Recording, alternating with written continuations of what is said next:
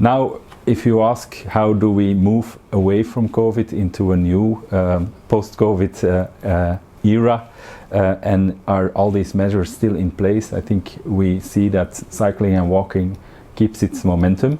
There are some locations where the bicycle, the temporary bicycle infrastructure has been removed and returned to the car, but in many occasions this focus on walking and cycling keeps existing. What we now see, what's the real problem, is the lack of take-up of public transport.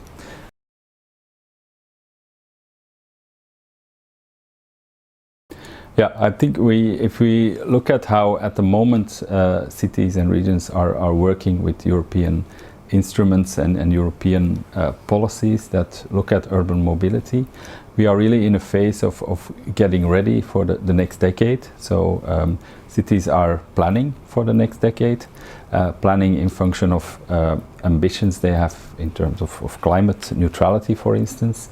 I'll say a bit more about that later. They're also investing in infrastructures, for instance, refueling and recharging infrastructure that enable new vehicles to come to their cities or be used in their cities.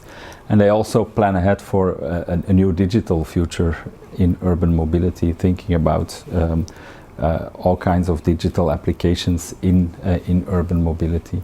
So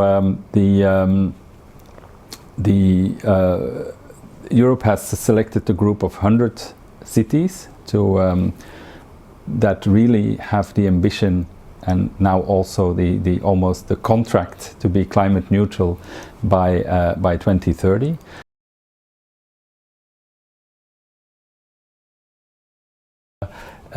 So these are all, that means that people really care about the cities where they live, and that also comes with the responsibility of local leaders to think about urban mobility solutions that are really fit to the space they have in the cities, that create opportunity for people to live in their, to move and live in their city, and that are healthy, safe, affordable, and finally also that are based on a process, on decisions made in a democratic process where people can really co-decide on how they see the future of their city.